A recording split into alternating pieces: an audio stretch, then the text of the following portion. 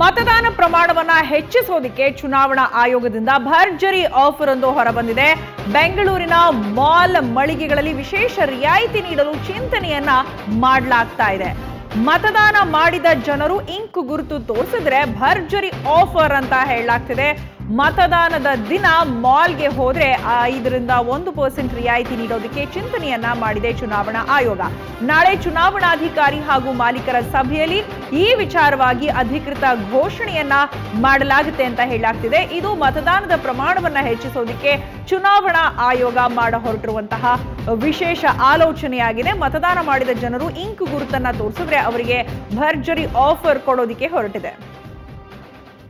ನಾವು ಈ voting percentage ಅನ್ನ ಹೆಚ್ಚಿಗೆ ಮಾಡೋದಕ್ಕೆ ಅನೇಕ ಬಗೆಯ ಚಿಂತನೆಗಳನ್ನು ಮಾಡ್ತಾ ಇದ್ದೇವೆ.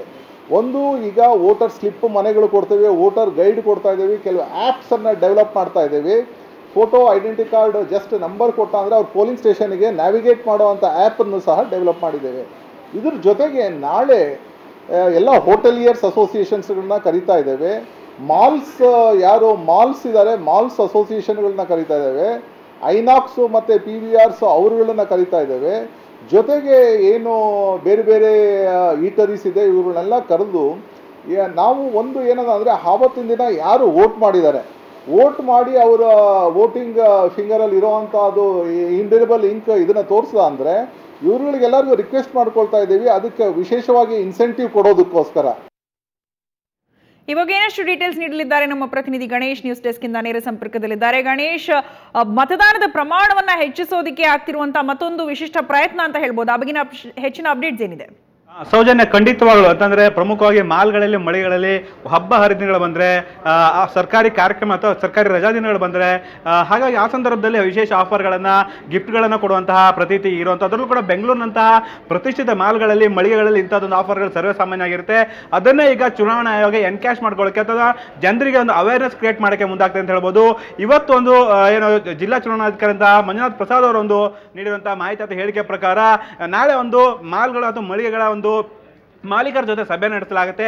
ಈಗಾಗಲೇ ಒಂದು ಸುತ್ತಿನ ಸಭೆ ಅವ್ರ ಜೊತೆ ನಡೆದು ಅದು ಕೂಡ ಯಶಸ್ವಿಯಾಗಿರುತ್ತೆ. ಅಂದರೆ ಮೇ 12ಕ್ಕೆ ಏನು ರಾಜ್ಯ ವಿಧಾನಸಭೆ ಚುನಾವಣೆ ಮತದಾನ ಇರುವಂಥದ್ದು, ಆ ದಿನದಂದು ಯಾರು ಬೆಳಗ್ಗೆ ಅಥವಾ ವೋಟಿಂಗ್ ಮಾಡಿ ಬರ್ತಾರೆ, ವೋಟಿಂಗ್ ಮಾಡಿ ತಾವು ಮಾಡಿರುವಂತಹ ಮತದಾನದ ಗುರುತನ್ನು ಅಥವಾ ಇಂಕಿನ ಗುರುತನ್ನು ಮಾಲ್ಗಳಲ್ಲಿ ಖರೀದಿಗೆ ಹೋದ ಸಂದರ್ಭದಲ್ಲಿ ಅಥವಾ ಖರೀದಿ ಮಾಡಿದ ಸಂದರ್ಭದಲ್ಲಿ ತೋರಿಸಿದ್ರೆ ಅವರಿಗೆ 5ರಿಂದ 10% ಆಫರನ್ನು ನೀಡುವಂಥದ್ದು. ಅದಂತಂದರೆ ಕಳೆದ ಒಂದು ರಾಜ್ಯ ವಿಧಾನಸಭಾ ಚುನಾವಣೆಯಲ್ಲಿ ಬೆಂಗಳೂರಿನಲ್ಲಿ ಅಂದರೆ 28 ವಿಧಾನಸಭಾ ಕ್ಷೇತ್ರದಲ್ಲಿ 52% ಮತದಾನ ಆಗಿತ್ತು.